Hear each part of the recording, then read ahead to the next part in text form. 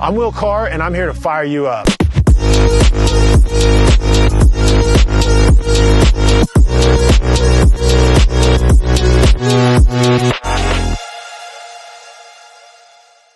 What's up, everyone? I'm Will Carr. This is the Will Carr Speaks podcast. Excited to have another really amazing guest here with me today. I got my good friend, Marcus Mason, elite basketball trainer, coach for Nothing But Net is his business. And we're going to get into some fun things today. We're going to talk about basketball, coaching, business. And so I hope you guys enjoy. So with that said, Marcus, you want to just introduce yourself a little bit real quick and tell us about NBN? Yeah, like Will said, I'm Marcus Mason. I'm the owner of Nothing But Net. I've had Nothing But Net now for going on 18 years. So before that, I was a college basketball coach at the University of Denver and at Middle Tennessee State, and decided, I wanted to kind of chase this thing in a different way from a perspective of developing our young people, into adults. And 18 years later, I'm here now and trying to figure life out and business. They're completely different things, huh? Completely different. Yeah. And you don't really know it until you go through it. Yeah. Coaching and running your own business are not exactly the same skill sets. Correct. But there are some overlaps. Yes, yeah, for sure. There's definitely overlaps. But you only get 24 hours in a day and 7 days in a week. So you have to figure out, what do you want to actually overlap versus how do you want to spend your personal time in your life? Right. Well, let's get into that. Tell me kind of a little bit of when you first started building NBN. What motivated you to take that change, to go from coaching? I mean, you coach at some high level places like Middle Tennessee and University of Denver. Yeah. What really inspired you to make that change to go into the more business side of basketball versus coaching and start your own elite coaching business? Well, I think, a couple things happen in life. First of all, my dad, he owned a construction company. And so as I'm going through college, I'm playing college basketball. I go to grad school. I get my master's in sports management. But I got this dream that I'm going to be this young head coach. And, early on, I was on track. I was a full-time Division I assistant at 23. I was the number one assistant at 27. I was one seat away from becoming a head coach. But my dad used to always say, like, hey, son, like, there's nothing like owning your own business. Yeah. I know you're on this dream ride and it's going great. And he was right. Like, it was a dream ride. It was going great. And then what happened? You learn that basketball's a business. Yeah. So we basically got bought out of our contracts when I was at the University of Denver. And this is after, like, winning a conference championship, finishing second in the league, going to the NIT. I mean, having pros, doing all the things that society tells you should do. Yeah. So we graduate every player. We have 5 guys receive their masters. No one gets in trouble. But all of a sudden, we're switching lanes and we're going a different route. Yeah. So once I kind of figured out that college basketball was a business, I said, hey, I'm in this to impact young people. Yeah. So that's why I started my own business. So I started my own business. I kind of figured out and start with one client. I'm doing individual training. And then I've spent 18 years just building different pillars to the company. Yeah. And so with that, so when you originally started NBN, it was a lot of like one-on-one personal training with college athletes? Correct. Okay. Well, no, not college athletes. No, I started with young kids. Okay. So like I literally went from coaching some of the best athletes in the world to coaching second graders and third graders that couldn't make a left-handed layup. I'm like, oh God, I wanted to have my own business. Man, that was a big change. Here you go.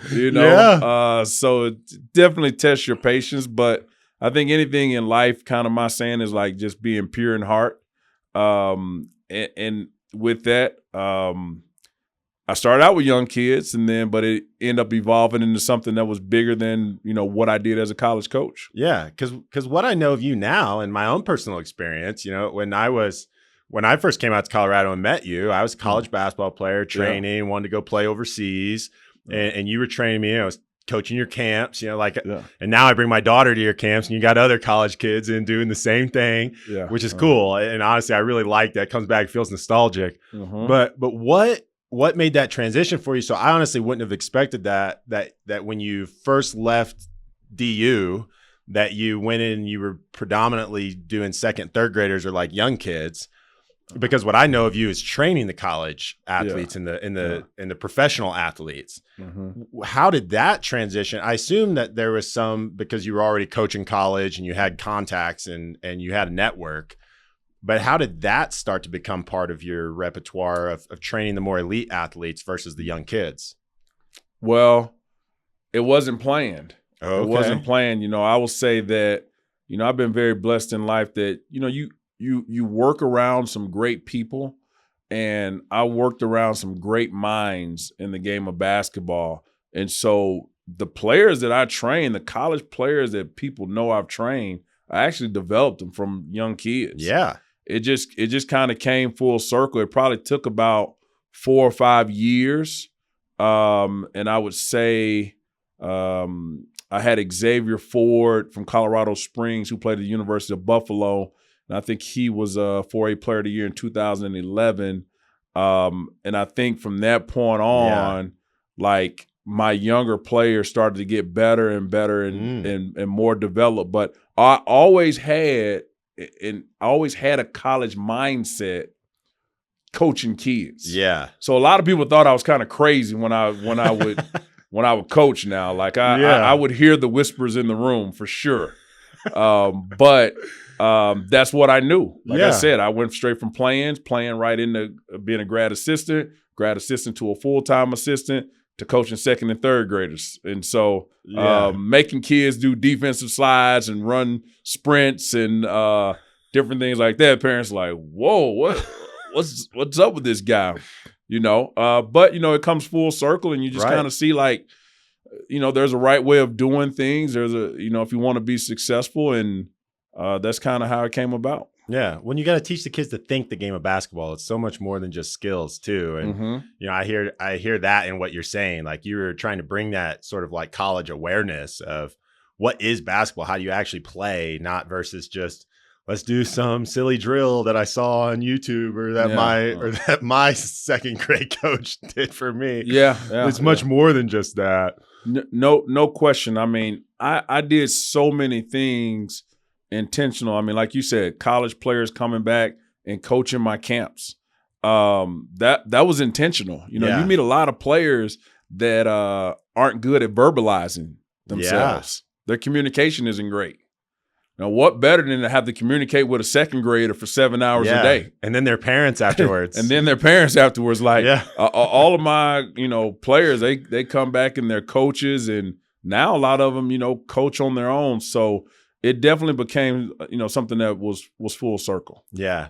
Now, earlier you said you've had the privilege of being around some really amazing basketball minds. Who would you say, and if you don't want to pick one, maybe give me a couple or pick one, but who would you say has made some of the biggest influence on you in the way that you think around basketball? Well, the first start would be Kermit Davis. Okay. Kermit Davis was the head coach at Middle Tennessee State. He went on to be the head coach at Ole Miss.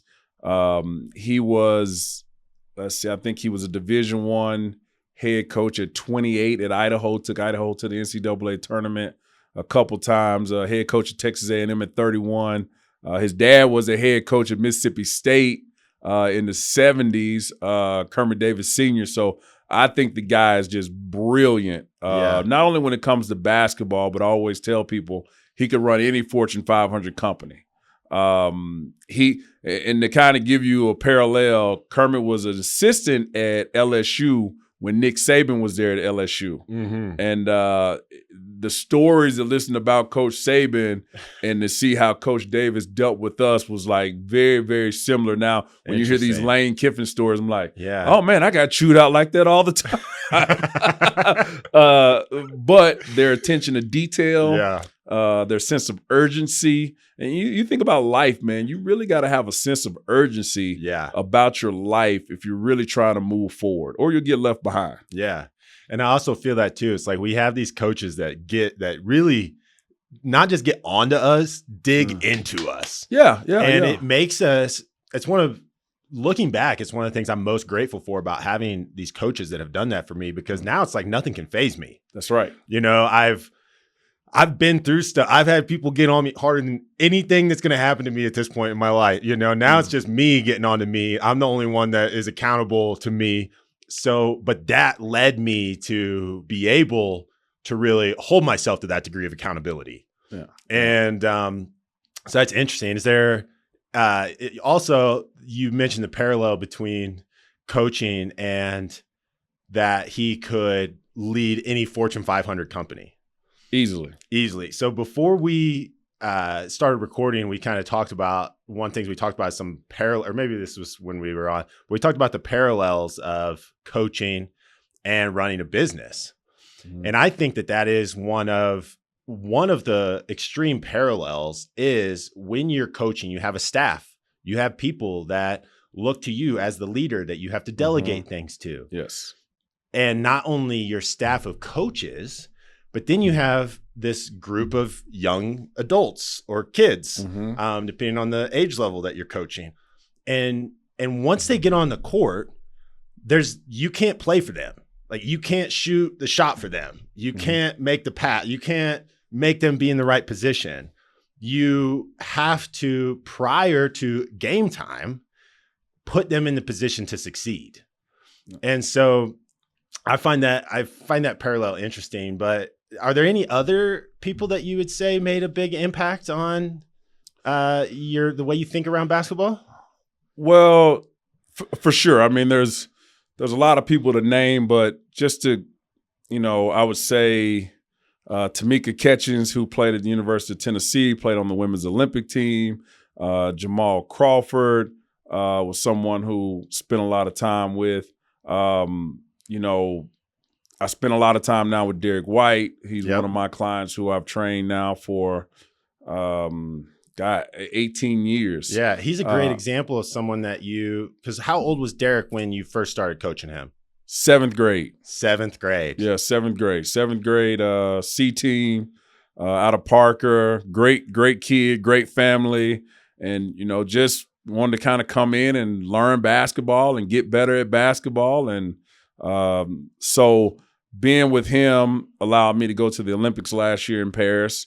Awesome. Got to be around the best minds by far in the world, NBA championships. So, there are a lot of people, but then, I would say, I have a lot of clients who kind of allow me to look into their life a little bit, including yourself. Yeah. And you just kind of pick and choose a couple things. I mean, all you need is one thing, from a person, right? That can move the needle in life. Yeah, I agree with that. Lots of times, the idea of mentors doesn't necessarily, I think often we think of those people as like, oh, my mentor is going to be someone that's 20 years my senior, that's done things that I want to do. And that's often the case. But it's like, I can learn from people that are 10 years younger than me. I can learn from my peers. And if you can find just one thing from people that you can pick up, that's all you need to do, like you said. And I think often even we pick up things from people that we know we don't want to do. Like, exactly right. It's the thing that I learned from this person is something to avoid, or how to not be like them in this regard. You're absolutely right. I mean, I think just learning in general, like being open-minded, allowing yourself to learn. I mean, I'm from Memphis, Tennessee, and being in Denver, Colorado now for 22 years. I mean, it's like night and day, just in itself. But to be able to now to travel the world, because from Memphis to Denver was like going to another country. Yeah. Now, when I go to other countries, when I'm in Paris, I'm like, wow, okay, this is different. Their subway system is different. How they go about, their day-to-day walk, like people literally sit at cafes at 10, 11, 12, 1 o'clock in the morning, drinking coffee and tea. Like, oh, you mean into the night? Into the night. into the night. Coffee? Yeah. In Paris, I got my coffee now, but I mean, if I was drinking coffee at 1 a.m., I wouldn't sleep. I mean, a lot of times in Paris, most things went to 5, 6, 7 o'clock in the morning was some of the first time I would go to sleep. So, you look at life and you can learn and pick up so many things. And I think in 2025, I mean, you have to be a little bit on edge to know that you don't know everything. Yeah. In the state of AI, robotics, crypto. Yeah. I mean, I would say, 30 years ago with my parents, like, okay, yeah, some things were, you save, and some things were, premeditated and in place in a good way. Right. But I would think today you would definitely want to be more open-minded. Yeah. And even in the game of basketball. Yep. I mean, it's different. 100%. I mean, every phase of it now is 100% different than when I played than when you played. Yeah. Let's get into that. And in what I'm gonna talk about from the NBA level, because now that I'm not playing competitively, I still play in my rec leagues and stuff, which is fun. and it gets competitive every now and then, but it's not quite the same as going to the Nuggets game. But the game is evolving so much in the sense of I watch these guys and what used to be basketball and what used to be travels or carrying the ball and some of these like really fundamental things that we were taught and harped into us when I was 10 years old don't matter anymore. And honestly, I love it because it makes the game so much more fun to watch. Like I understand people that are really purists about it and want to think like, oh, like we should go back to this. But when guys can take 3 steps and make moves, or they can kind of like cross and have, it makes the game so much more entertaining. With the way that the game is changing, how does that change the way that you look at college players or even the youth and the way that you're trying to teach them and train them?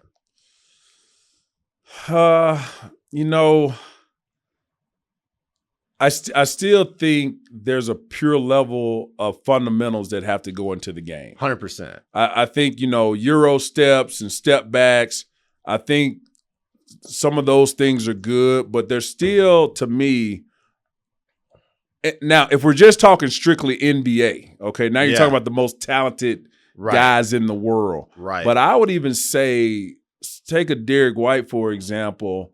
Derek's game is still evolving and still building. I mean, as of today. Yeah. I mean, he comes into this season and Jason Tatum's not playing and his role changes. We spent the whole summer working on things that, he typically wouldn't do within his role. Yeah. And so I continue to see growth from him from that standpoint. But his fundamentals haven't changed. So the top players in the NBA, I agree with it. I would say the only pushback I have is that your daughter's watching. Right.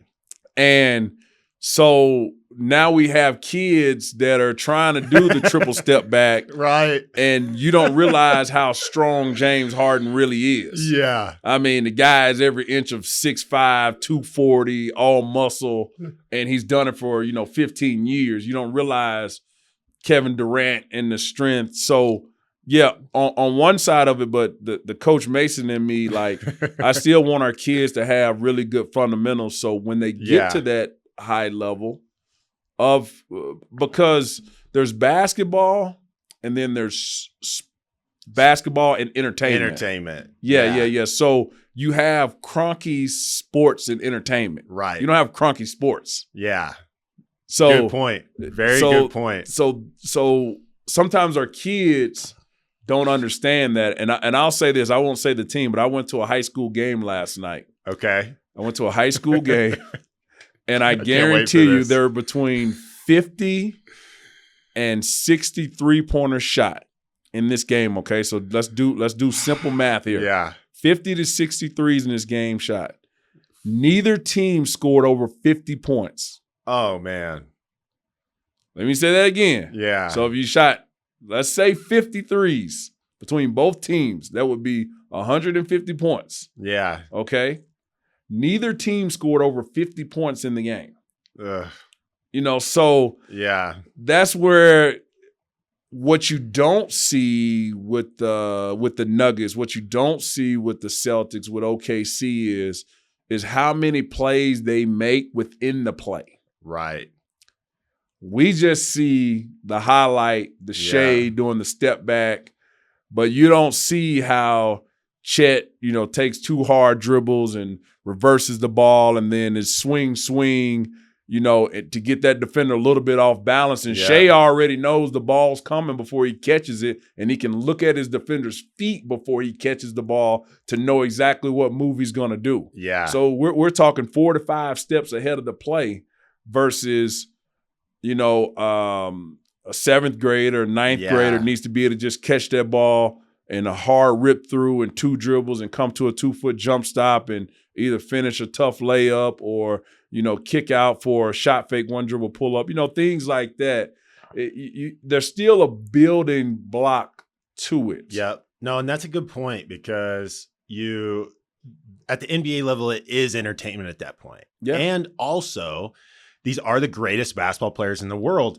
They've gotten to the point this can be said about anything. When people get to the most elite and they are the best at their craft, that extra 1-2% on top of what separates them from everyone else is that it has become so second nature for them. They are so good that, you say, it's like chess. They're thinking so far in advance, and they're not even thinking on a conscious level. It's subconscious at this point because they've practiced it so much that they're able to make those moves.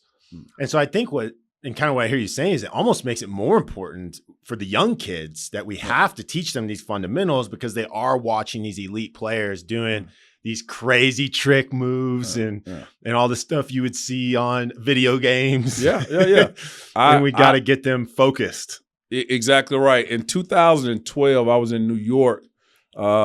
This was during Team USA, and I met Dell Curry. And at the time, Stephen was in maybe a 2nd or 3rd year in the NBA, and I remember Seth had just transferred from Liberty to Duke. Okay. And Coach K was coaching the team, and so I kind of snuck in beside him and, hey, Mr. Curry, can you kind of tell me what you did with your boys, and I mean, Steph's not even Steph at this point, you know what I mean? Yeah.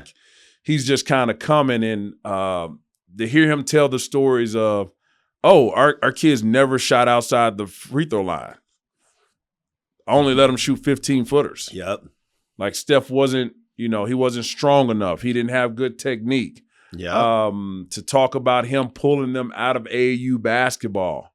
And so there's so many different, one-off stories where you would think oh my God, Steph's shooting these crazy shots. Yeah. But his fundamentals, are so ingrained into his spirit.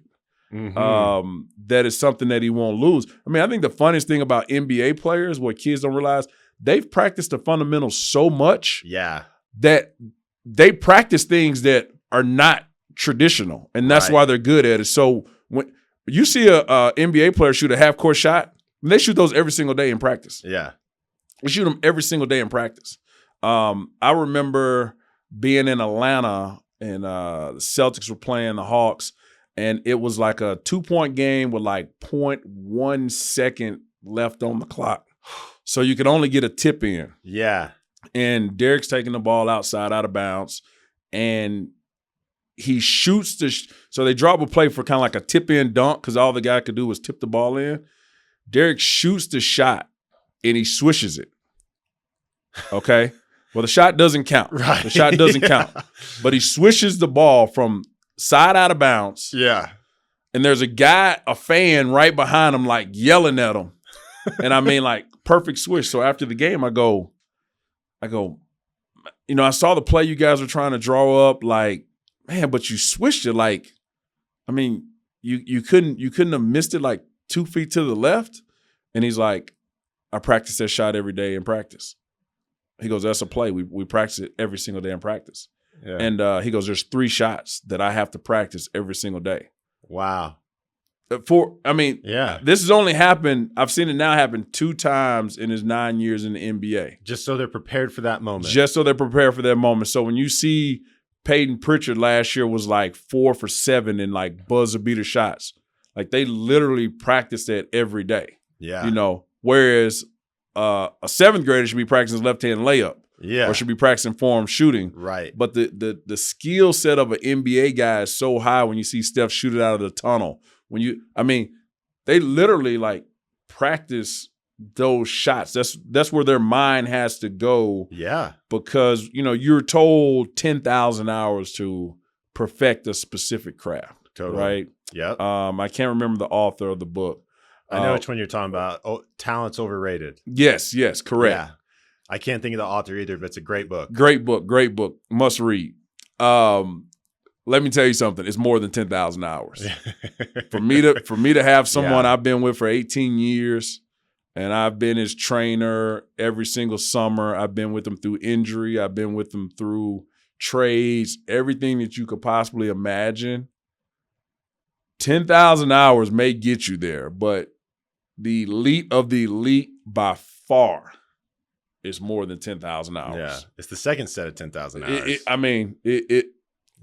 would probably say 10. There. I would probably say 10,000 hours gets you to the NBA. Yeah, but I say once you get to the NBA, if you want to be an Olympian, if you want to be a champion, if you want to get to multiple years in the NBA, because they'll tell you they'll say it's hard to get here.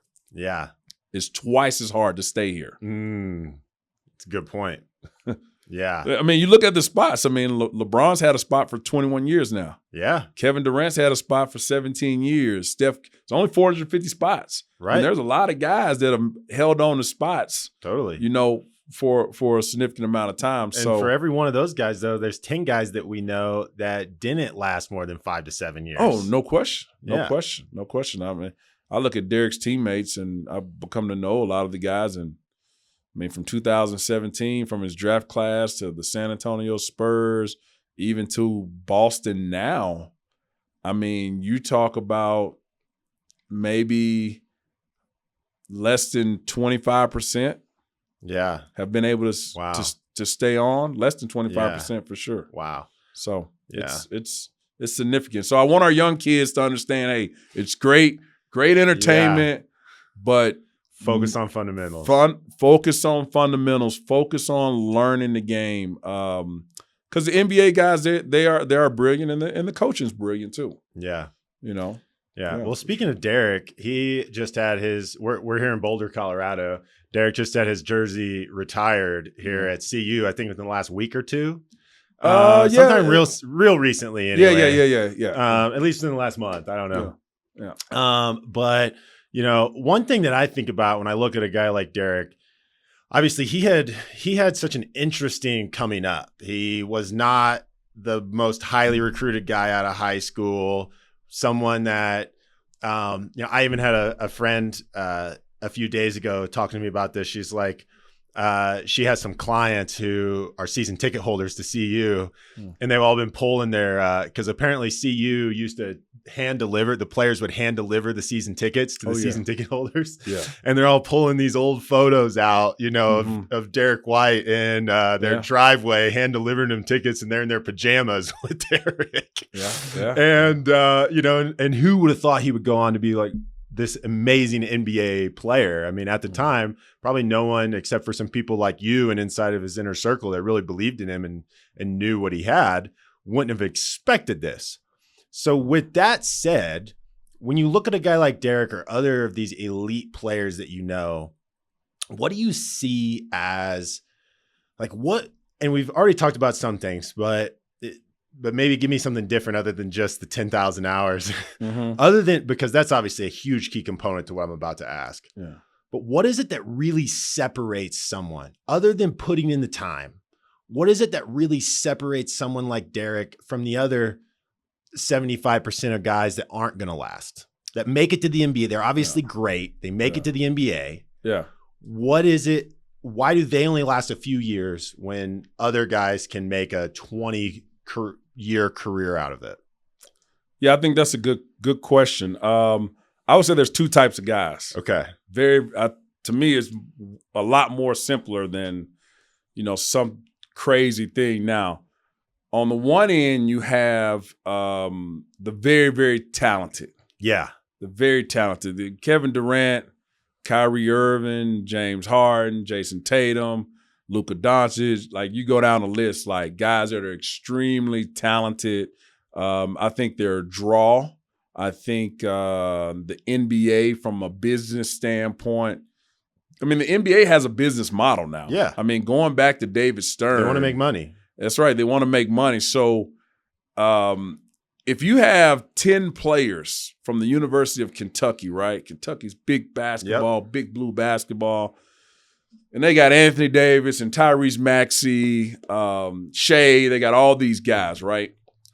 How can you grow the Kentucky fan base in the NBA? I mean, it's very, very minimum, right? Yeah. Very, very minimum.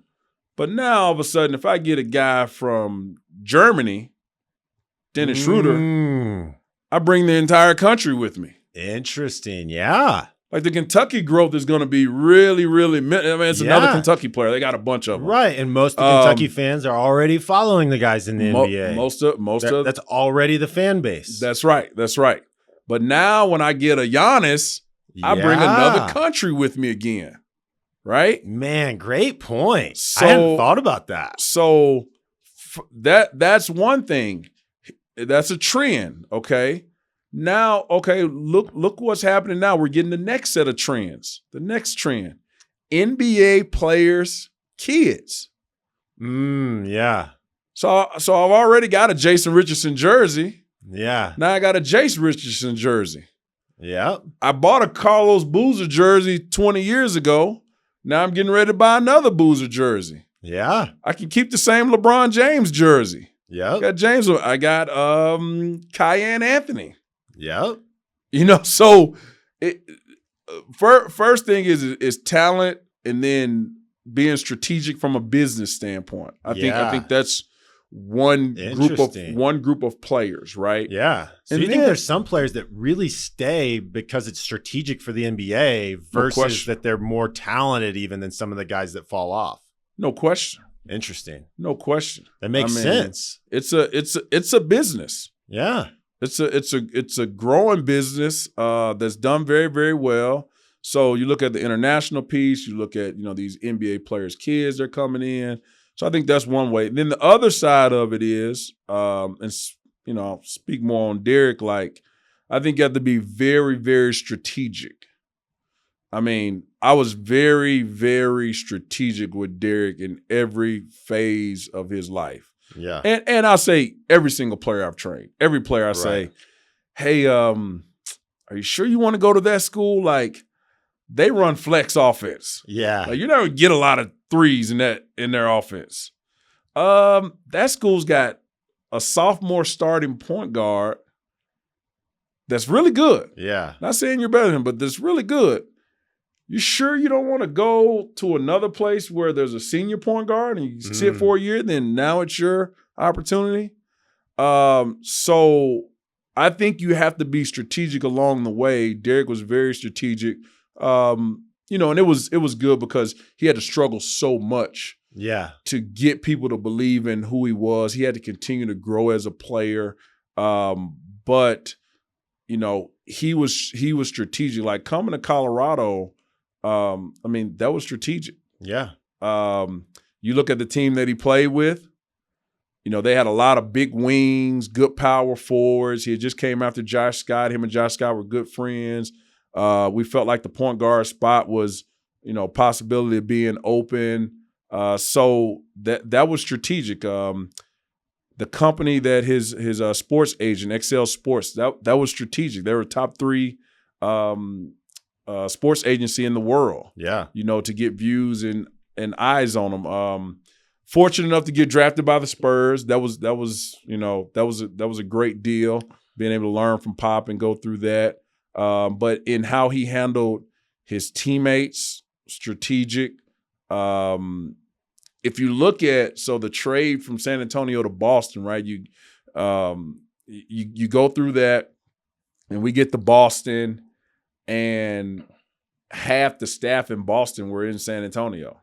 Oh, nice. So they were super familiar with him already. Trainers from San Antonio, assistant coaches from San Antonio, Will Hardy, Ime Udoka.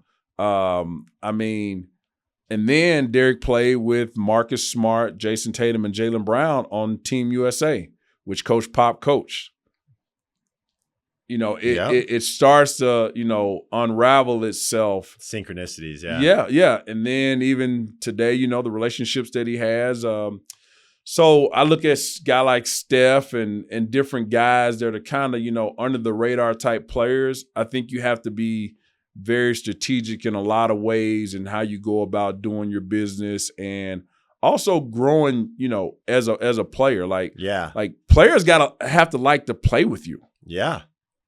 I mean, the trainers, they have to like you. There's a lot of things that go involved, not just your jump shot.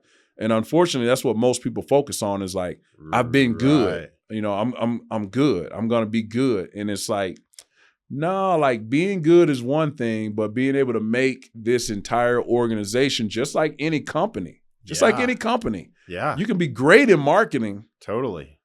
But you don't get along with payroll. You don't get along with the senior vice president. You don't get along with the vision of the company. Like, you're great at edits. Yeah. You're great at graphic design. But they don't even want to talk to you about your project because you're tough to be around. Yep. Man, that's an interesting point and I think Derek's probably a great example of that because people like to be around him. Love him. He's a great person. Love him. I can only imagine that his trainers and his coaches love having him around because he's coachable. He's easy to be around. I mean, I remember playing with Derek. He was always fun. Yeah. He's a lighthearted guy. Yeah. He gets people, when he comes to his camp, he's there every second of camp. Every second, 28 hours. Yeah. NBA guys there, 28 hours of camp. How he treats the trainers, how he treats his teammates.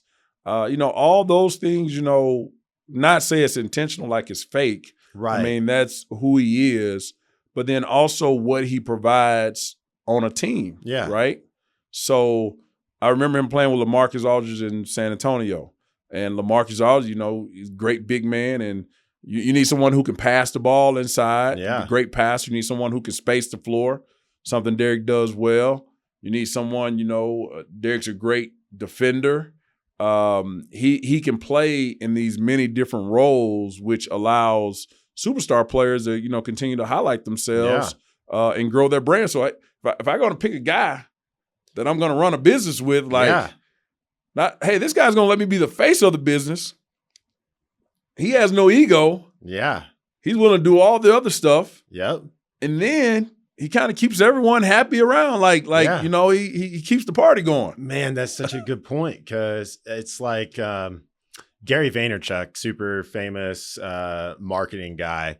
He talks about this idea of, he's like, if my best salesperson is a toxic person to be around, I will fire him. Like, there's no way that I will keep anyone around who is not healthy for the full environment of my organization. Yeah.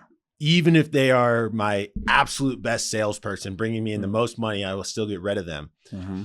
And so that's an interesting point because the question that brought up what we were just talking about was what allows certain guys to make a lifelong career versus the guys that only stay in maybe 2 or 3 years. Mm-hmm. And I think that's such a great point because if these guys that just have talent and they're not good to be around, no one wants to hang out with them. They are a cancer to the energy and the attitude of the team. Yeah. It doesn't matter how talented they are. It doesn't matter if they make the most threes or can make the best passes or whatever, because they are going to bring everyone around them down. And ultimately, to make the team better, it doesn't matter that those guys are talented. You've got to get rid of them. Yeah. And so what allows the guys to stay and thrive, obviously they have to be talented, but it's that ability to go beyond just the game. It's beyond just the game of basketball is what I hear you saying. And it's their ability to make it their attitude and for their attitude to cultivate an environment that brings everyone else up. No question. I mean, if we're having a podcast right now, you invite me to come on your podcast and I never talk, then I'm probably not coming back on the podcast. Or right. If we're not nice and friendly to the engineers and to the people who run the studio, like, hey, we don't want these guys back, you know, in our space. So I think it's something to be very, very conscious of. Now, I feel like one problem that we always have in life is like, now you may have, I'm trying to think of a great example. Like you may have someone who is so talented, so intelligent, and they can move needles without having to, you know, facilitate everyone else, or you know, they can do some of it on their own. They can do some of it on their own. That's a very, very small one-off. You know, that's, you know, I've read Steve Jobs was always on 80% of the time. They say Elon Musk is on 95% of the time. Like, I mean, they're just, you have to kind of look past the Michael Jordans of the world, say Tom Brady a little bit of the world, to that next tier person, because that's such a fine, such a small group in the world. Yeah. I mean, just such a small group. But I think that next tier, I think you have to be conscious of those different characteristics. Yeah. You know, I think you have to be conscious of it. You go back to the Olympics last year, you know, Derek was a late add to the Olympics. He was in a sense the last guy chosen. Okay. What do you think Grant Hill's thoughts were going into picking the 13th guy? Yeah. He's already got LeBron James. He's already got Steph Curry. He's already got Kevin Durant. He's already got Joel Embiid. Okay, I'm picking the 13th guy. Like, are there more talented guys I could pick? Or can I pick a guy who, if he plays 4 or 5 games in a row, okay, great, he'll fill his role. If he doesn't play, he's okay. Or do I pick a guy who, you know, it may be a little bit disrespectful, you know, if he's not playing or the situation isn't good, and then it may just sway this boat just a little bit. And think about how close it was. I mean, it's the Serbia game. Yeah. The Serbia game, I mean, those are some great games, man. Everything had to be perfect. And I mean, Steph wasn't great. Steph wasn't Steph. I don't want to say great. I never want to, you know, disrespect those guys. But it wasn't his greatest basketball. Yeah, it wasn't his greatest basketball. Which he sets the bar high. He sets the bar high, exactly right. But then it took Steph to be Steph, and then to go into Paris and beat France for the gold medal game. Like, everything went perfect. And let me tell you something, when you're sitting there and you have a person that you care about and, you know, relationships like that, you're saying, man, the whole world is watching us. Yeah. And if this thing goes wrong, you know, like, it is not going to be pretty when we get back to America. And so, you know, give, you know, them credit in just building that team, because they could have built it 1 through 13 talent. Yeah. Right? Yep. Just talent. Right. Coaching staff. They could have built the coaching staff 1 through 13, the best head coaches, the best basketball minds. But to be able to understand the chemistry that you have to have, you know, I think is so, so important in anything you do in life. Yeah. Yeah. Absolutely. Sure.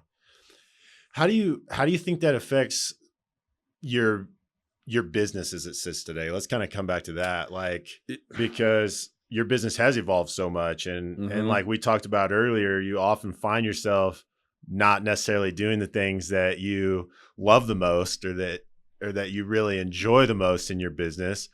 And how much do you find that chemistry, like when you're building, how important have you found that in what you've done and what you've built?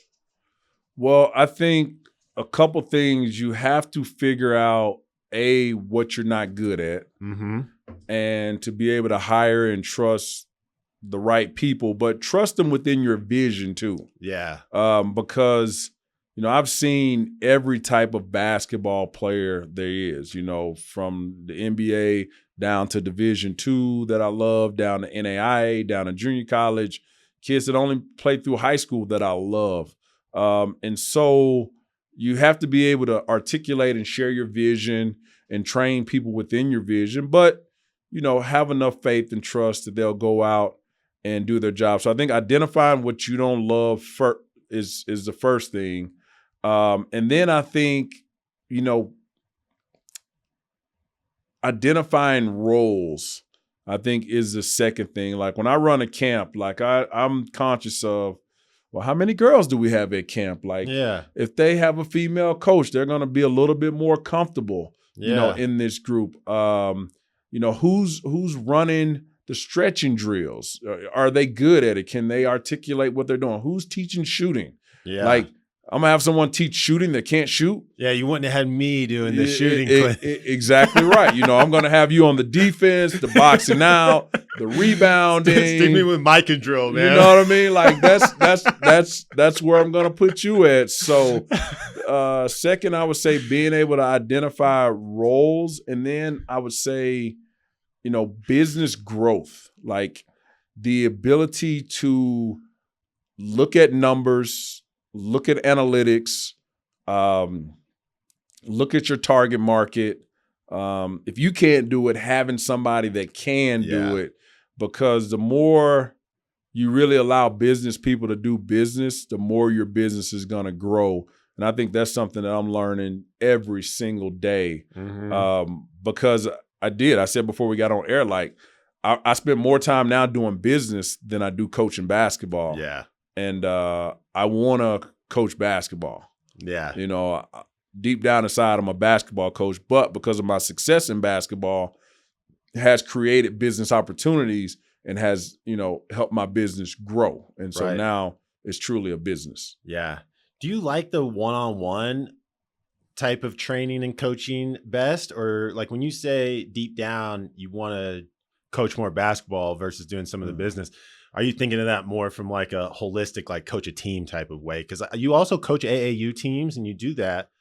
So like, what is it that really is your fire? Well, I did coach AAU teams. Okay. Yeah. So I've kind of stepped back a little bit from it.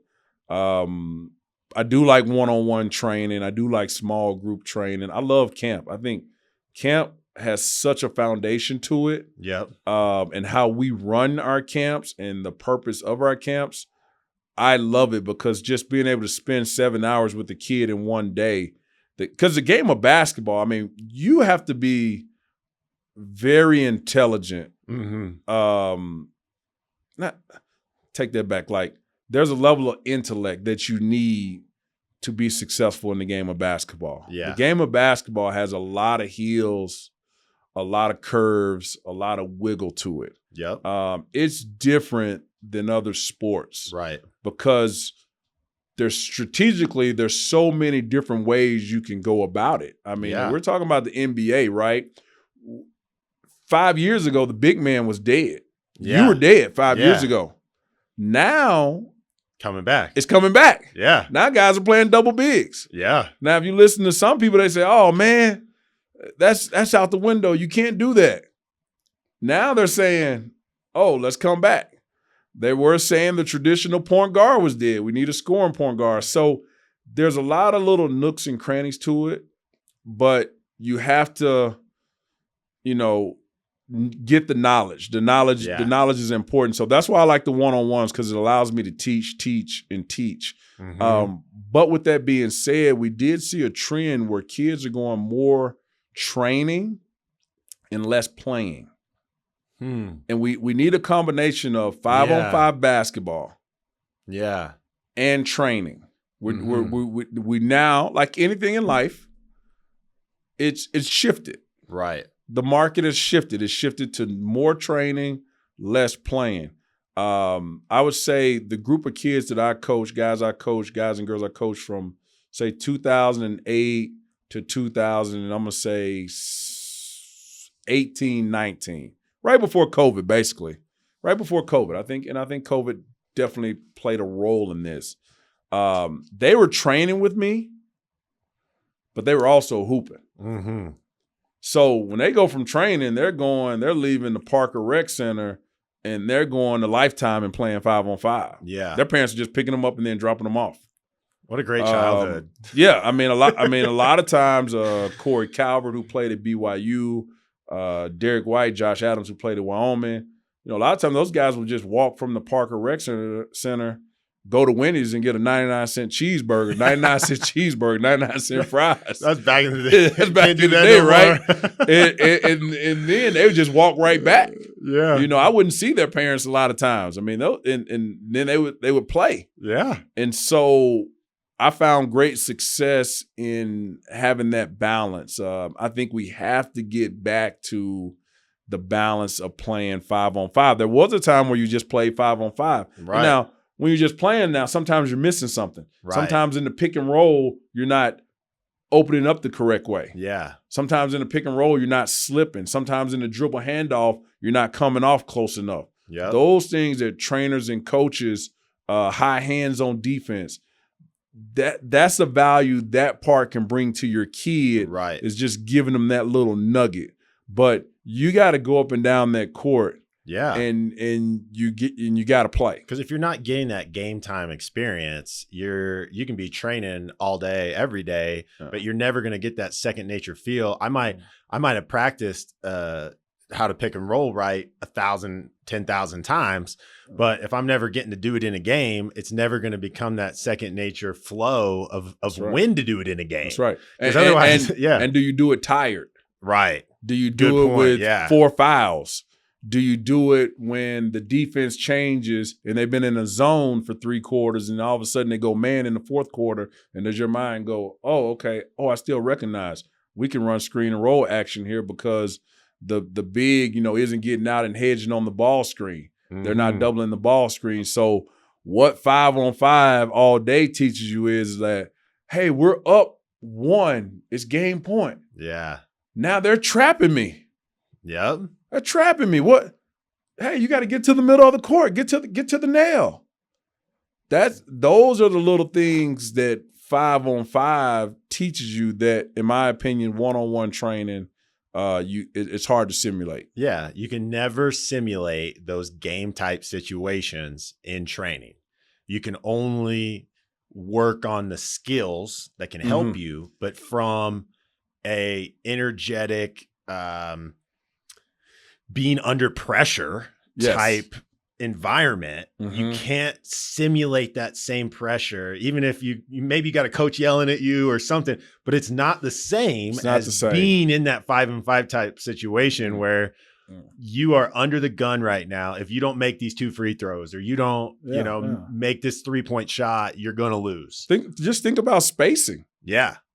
The spacing on the court, all of a sudden you're in the game and you run you're in a training session and you run a perfect pick and roll. Your trainer sets it up. You're going to dribble down to this cone. You're going to change direction. You're going to come off the shoulder. All of a sudden you get in the game. Now the pick and roll is 4 feet higher. The cone moved. The cone isn't coning. Yeah. I'll tell you a quick story about that. I was in Seattle with Jamal Crawford, and I spent like 5 days with Jamal, and this guy plays 5-on-5 3 times a day. Yeah. So I actually thought I was going to Seattle to kind of hang out. I'm with an NBA player. He's got this big, beautiful house. Invited me out. Really good friends with his nephew. I'm just gonna hang. Like, I'm gonna live the NBA lifestyle. Now, and this is 7 years, 8 years before Derek even gets to the NBA. And so we're in Seattle. And he plays pickup for breakfast, lunch, and dinner every day. So one day after he finished playing, he's shooting. He's shooting around with this guy. And I say, hey, Jamal, you want me to take you through some stuff? I'm a trainer, you want me to show you some stuff? I mean, this is Jamal Crawford, right? And his response to me was, professional athletes, I mean, they got the best one-liners, but he goes, Coach, when it's 7 seconds on the shot clock and LeBron James is standing in front of you, there's nothing those cones can do for me. And I was like, oh, I think I go back and sit out in the bleachers. I think I go back and have a seat. Yeah, I'm right over here. I'm right over here. If you need me, let me know. Hey, there's 7 seconds on the shot clock, and LeBron James is standing in front of you. There's nothing those cones can do for you, man. Yeah, that's true. That's pretty true. I'm over here. I'm over here. Hard to argue with that logic. Yeah. Seriously. Oh man, that's hilarious. Oh well. Well, I mean, yeah. As we kind of get into this and we're starting to wrap up, man, it's been a real fun conversation. Yeah. But what would be like if you had like one piece of advice for young kids training, wanting to get to the league, wanting to, because every kid that's young, we all dream about making it to the league, and however far you make it. Me, I got to play overseas for a little bit. That was awesome. Played at the Division II level in college, also amazing. JUCO before that. I love my path. Met so many amazing, great people along the way. I guess for me, answering the question I'm about to answer you is so much of what I feel like I got out of it was just networking and meeting people and making connections and making friends and friends or good acquaintances along the way, and just people that awesome, so many amazing people. But like, what advice would you have for kids that just they love the game of basketball, they want to be good, they're wanting to make it as far as they can, and what would be your advice for them to have the most, knowing that most people obviously are not going to play in the NBA? Yeah. What is your advice for kids to make sure they get the most out of their experience and to make sure that they have the best possible experience and make it to as high a level as they possibly can? Well, I think the first thing is like, you have to be, you want to kind of create a good support system around you. And in your support system, let's put some people in there that have done it. Good point. A lot of people in life can tell you what they can do for you. Yeah. Find me somebody who's done it. Yeah. I'm willing to lean on that person a lot more than someone who comes up to me and says, oh, man, your daughter's a great player. Let me show you how to get her to the WNBA. Right. I think because then people put all their trust in someone who hasn't even done it. A lot of times hadn't been there. And there's a huge gap at every single level you go to, from elementary basketball to middle school to high school to even the levels of college. So I think the first thing is like, parents, starting out with parents, surrounding yourself around the right people. I think you never in life should put all your eggs in one basket. Yeah. I think sports in general, is learning lessons of life. Yeah. Learning how to communicate, learning how to be a good teammate, learning how to work. Learning, when you get up and they start making you, everyone has a point in sports where now we got 6 a.m. practice. Yeah. We got 6 a.m. weights. And most people in your life, like, you're used to waking up at 7:30, 8 on your own, and at your own pace. So you may get up at 7:30, but like you really don't get going to like 9:15. Right. And thinking that, man, I gotta actually get up at 5 o'clock, and now I gotta be up and going at 6 a.m. Like I gotta be going at 6 a.m. Okay, well, you learn in life that most successful people wake up between 4:30 and 5:30. Right. Now, I've never met anyone successful that's not their timetable. Yep. And I'm talking, NBA, NFL, top business people. I haven't met one person that says they sleep in that's successful. Yeah. Don't know that person.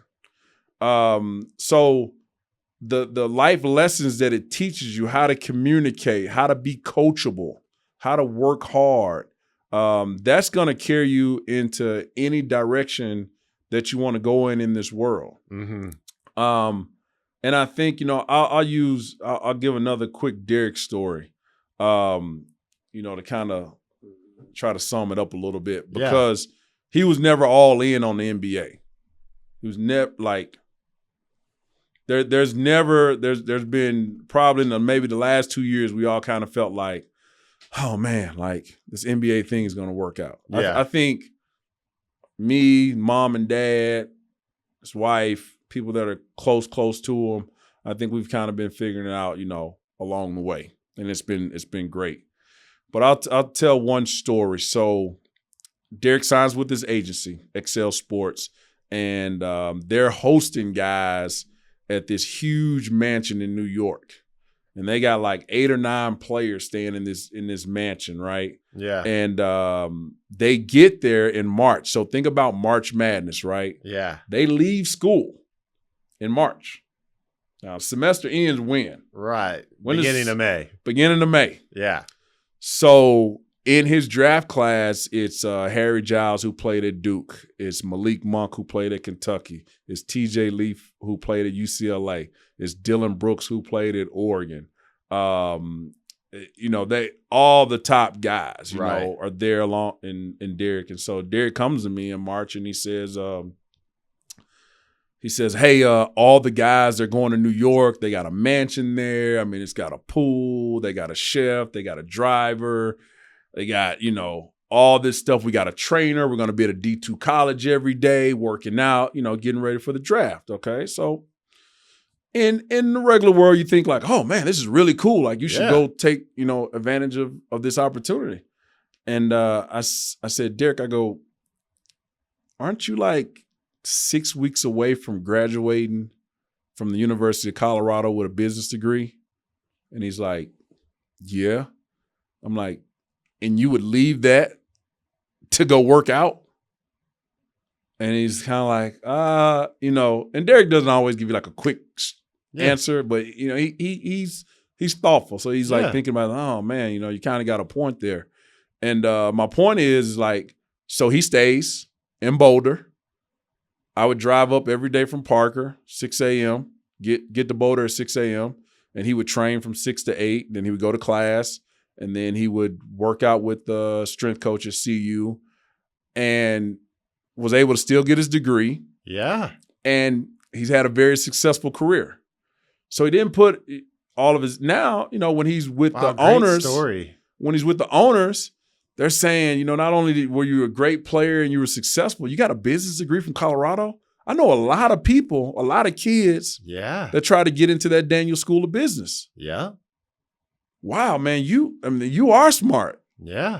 So when you're in youth, like make sure your priorities are in line and you can do 2 things at one time. Yeah. I mean, you're one of the first people that I met.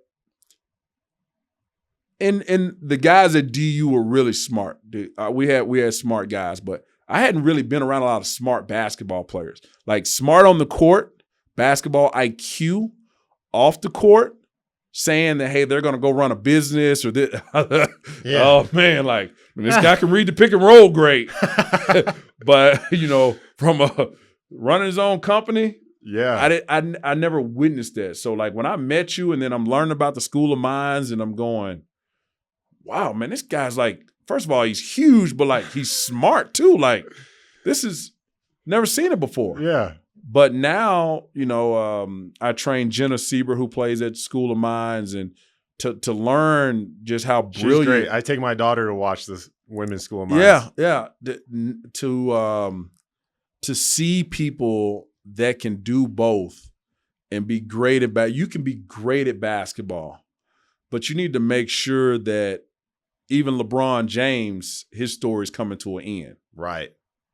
So you need to always look at securing your future. So I think every parent, every kid, you want to find the best minds. You want to find people that have done it. But at the same time, you don't want to sacrifice who you are as a person. Yeah. You want to be a good person first. You want to secure your future first. And then the basketball piece, if it's meant to happen, it'll happen. It'll happen. I mean, they found Derek, and they found a lot of people now. Guys wasn't transferring Division II up to Division I. Yeah. That when we made that jump, people said we were nuts. Yeah. We were nuts. But we did our research. Mm-hmm. We did our research. I had an understanding of Division I basketball. Mm-hmm. I had an understanding of where my guy was at from a talent standpoint. But now, I mean, it's a normal thing now. You go Yeah. D2 and you play and you transfer up. So I just think that, taking all those lessons from the game is most important. Yeah. Getting the right mentorship, are the boxes that you're trying to check. And then, just going and live life. I mean, there's so much of life out there that's so important, and just using these lessons once you get to life, because you're going to need it. Yeah. Man, that's such a great point, because I think I relate that back to when I go and speak at colleges to college athletes. I'm telling them your career as an athlete is over almost. What are you going to do next? You've got to figure out how to find your passion and purpose beyond sport. And what I hear you saying is, even the guys that are going to play in the league, like even if you make it to the highest level possible, maybe you play until you're 36 or 40. Maybe. But you have a whole half of your life, if not more, left after that. That's right. And that's so even if you make it to the highest level possible, you got to think what's next, because someone like Derek has this business degree from CU. He's in there talking with the managers, the GMs, the owners. He's going to be able to have a career after his career as a basketball player because he didn't put all his eggs in one basket.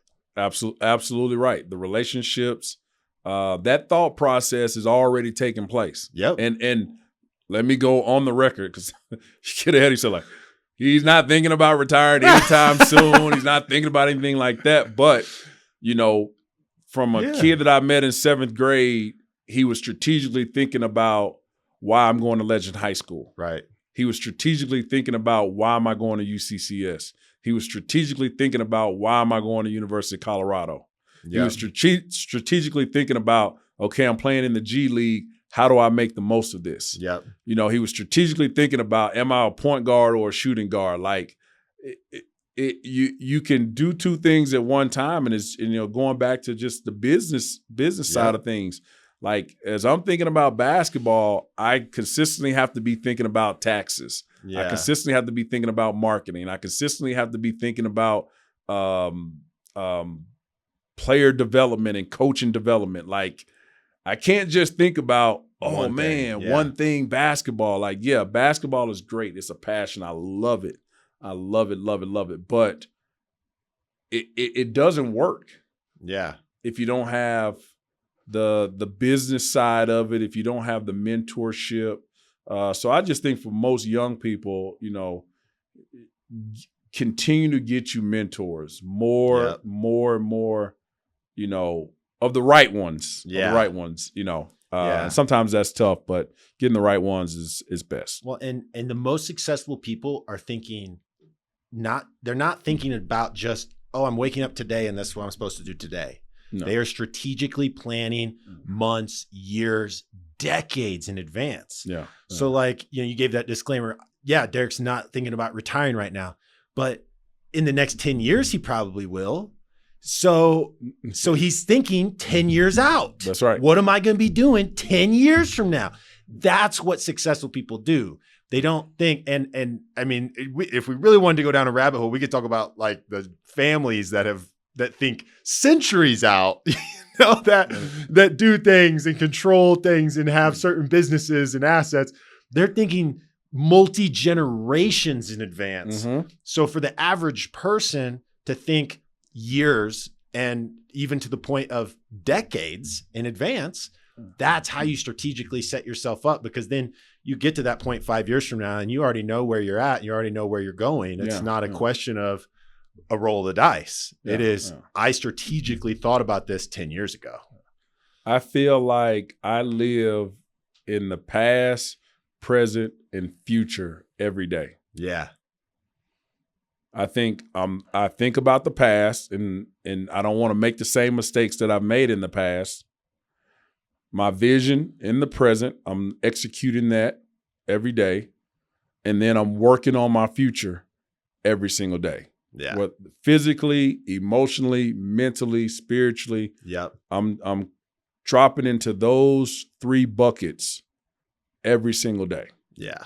Love that. Yeah. Well, Marcus, this has been wildly fun, man. Yeah, I love you, brother. This has full, been full circle, man. Yeah. Full circle. I mean, I'm proud of you, and what you're doing is amazing.